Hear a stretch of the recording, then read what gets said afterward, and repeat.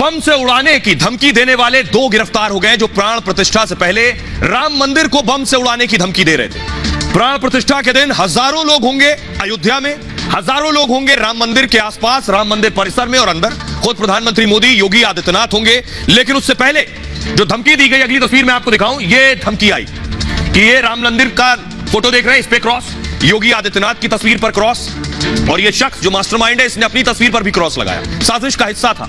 तो मकसद था धमकी का कि राम मंदिर पर बम से हमला हो सकता है, योगी आदित्यनाथ भी टारगेट पर है। जैसे ही योगी की टीम को खबर मिली, फौरन एक्शन में आई। योगी ने अपनी एसटीएफ को, स्पेशल टास्क फोर्स को इस काम में लगाया कि कौन है जो राम मंदिर को उड़ाने की धमकी दे रहा है। तो 2 लोग एसटीएफ ने पकड़े। ये हैं 2 लोग। इन दोनों को गिरफ्तार किया गया है, ताहर सिंह और ओम प्रकाश मिश्रा। इन दोनों की गिरफ्तारी हुई। लेकिन इसका मास्टरमाइंड कौन था? अगली तस्वीर है मास्टरमाइंड की, देवेंद्र तिवारी।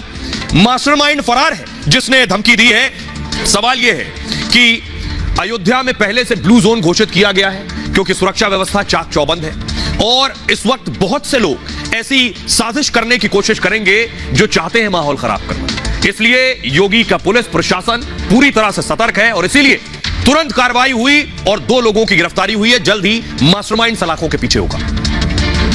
जिन्होंने राम मंदिर को उड़ाने की धमकी दी, उत्तर प्रदेश के सीएम योगी को खत्म करने का ऐलान किया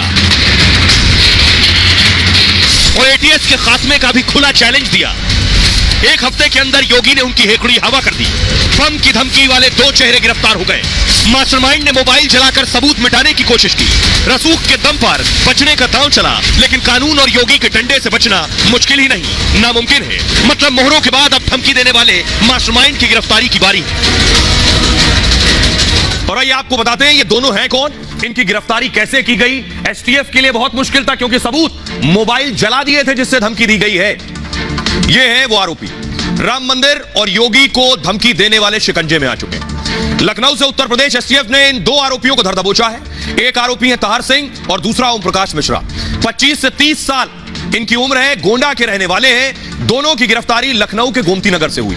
एसटीएफ को शाबाशी देनी होगी जिसने त्वरित कार्रवाई की। दोनों लड़कों ने ही ईमेल के जरिए राम मंदिर को बम से उड़ाने की धमकी दी। धमकी में राम मंदिर, योगी और उत्तर प्रदेश एसटीएफ प्रमुख को चेतावनी दी थी। धमकी वाले ईमेल में आपत्तिजनक भाषा का इस्तेमाल किया गया।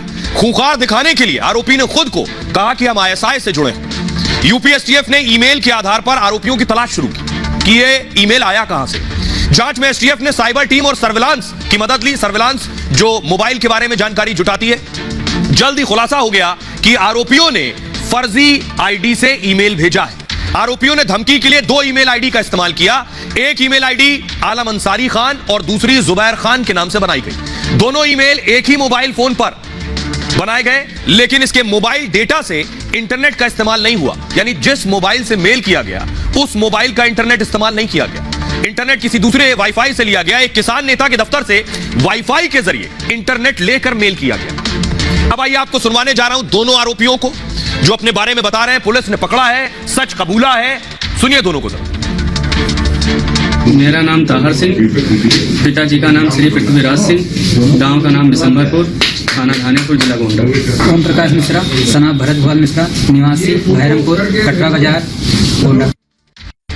ये है मेल करने वाले जिन्होंने धमकी का मेल किया, लेकिन इनके पीछे मास्टरमाइंड भी है। यह मास्टरमाइंड बताया जाता है जिसका नाम है देवेंद्र तिवारी। इसने राम मंदिर को बम से उड़ाने की धमकी की पूरी साजिश रची। कौन है ये देवेंद्र तिवारी, इसके बारे में आपको बताऊं। ये अभी फरार चल रहा है। यूपी एसटीएफ इसे शिद्दत से तलाश रही है। यह है देवेंद्र तिवारी। बड़ी बात यह जो आगे मोबाइल पड़े, जिन मोबाइल से मेल किया गया वो दोनों मोबाइल इसने फूंक डाले, जला दिए।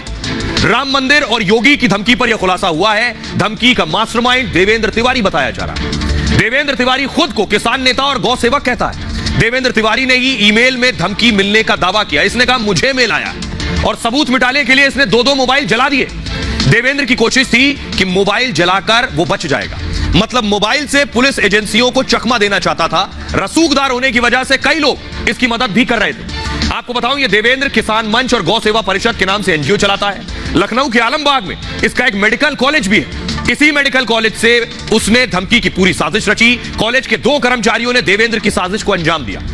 ओम प्रकाश देवेंद्र का पीए है, जबकि ताहर सिंह सोशल मीडिया देखता है देवेंद्र का। देवेंद्र के कहने पर दोनों ने 2 मोबाइल खरीदे और सिम कार्ड खरीदे। इसी मोबाइल पर ईमेल आईडी बनाकर धमकी का मेल किया गया। धमकी भरे ईमेल की तस्वीर ताहर ने देवेंद्र के व्हाट्सएप पर भेजी। इसके बाद देवेंद्र के कहने पर दोनों मोबाइल नष्ट कर दिए गए, मगर एसटीएफ ने जल्द ही मोबाइल नंबर और आईपी एड्रेस ट्रेस कर लिए।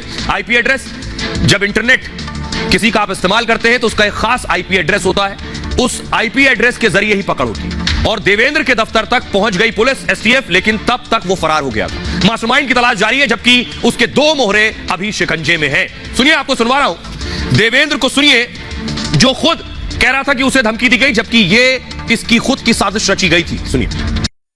कल मुझे एक मेल आया जिसमें जुबैर अहमद के नाम से मेल था, जिसमें माननीय मुख्यमंत्री जी का और मुझे और एसटीएफ चीफ और भगवान राघवेंद्र राम के मंदिर को बम से उड़ाने की धमकी दी है, जिसको लेकर सुशांत गोल्ड सिटी में मुकदमा लिखा गया है और सभी विभाग के लोग इस पर एक्टिव हैं, कार्य कर रहे हैं। एटीएस के कुछ लोग आए हुए थे अधिकारी और एसटीएफ के अधिकारी आए हुए थे। उत्तर प्रदेश पुलिस के कई अधिकारियों का फ़ोन आया, लेकिन अभी तक कोई समुचित बात नहीं कही है।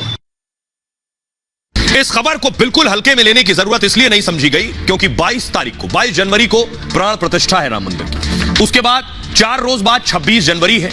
देश के 2 बड़े मौके हैं और इस बड़े मौके पर आपको बताऊं, देश की राजधानी दिल्ली में पकड़ा गया है सलाउद्दीन, जो कि हिजबुल मुजाहिदीन का आका है। इसका राइट हैंड दिल्ली में था, जिस पर 10 लाख रुपए का इनाम था। अगली तस्वीर में दिखाऊं, यह है जावेद मट्टू। तस्वीर जो आप देख रहे हैं जावेद मट्टू की, ये दाढ़ी में इसकी तस्वीर है और ये बिना दाढ़ी की तस्वीर है। इसे दिल्ली में पकड़ा गया। सोचिए, प्राण प्रतिष्ठा और 26 जनवरी से पहले ये देश की राजधानी दिल्ली में क्या कर रहा था। ये इसकी तस्वीर है, फुल स्क्रीन लीजिए जरा। इसे पकड़ा है दिल्ली की स्पेशल सेल ने। देख रहे हैं, चश्मा लगाए हुए, मुंह ढका हुआ है, और ये दिल्ली पुलिस की स्पेशल सेल को आप देख रहे हैं, जिसने जावेद मट्टू को अरेस्ट किया है। जावेद मट्टू छोटा मोटा आतंकी नहीं है। 10 लाख रुपए का इनाम जावेद मट्टू पर है। अब आप अंदाजा लगाइए, जिसपे 10 लाख का इनाम हो वो कितना बड़ा आतंकी होगा। राम मंदिर उद्घाटन से पहले बड़ी साजिश बेनकाब हुई है। दिल्ली में हिजबुल का यह बड़ा आतंकी पकड़ा गया है। गिरफ्तार आतंकवादी का नाम जावेद अहमद मट्टू है। दावा है मट्टू दिल्ली में बड़ी वारदात की फिराक में था। इससे पहले भी वो कई आतंकी हमलों में शामिल रहा। घाटी में मोस्ट वांटेड 10 आतंकियों में मट्टू एक था। जावेद मट्टू पर 10 लाख का इनाम घोषित है और वो पुलिस के साथ एनआईए की भी हिटलिस्ट में, यानी नेशनल इन्वेस्टिगेशन एजेंसी की हिटलिस्ट में भी है। लंबे वक्त से इस आतंकी की एजेंसियों को तलाश थी। जावेद मट्टू जम्मू कश्मीर के सोपोर का रहने वाला है। मट्टू हिजबुल का कमांडर और सलाउद्दीन का करीबी। दरअसल हिजबुल मुजाहिदीन खतरनाक आतंकी संगठन है। इसका जो मुख्यालय, हेडक्वार्टर, वो पाकिस्तान अधिकृत कश्मीर मुजफ्फराबाद में।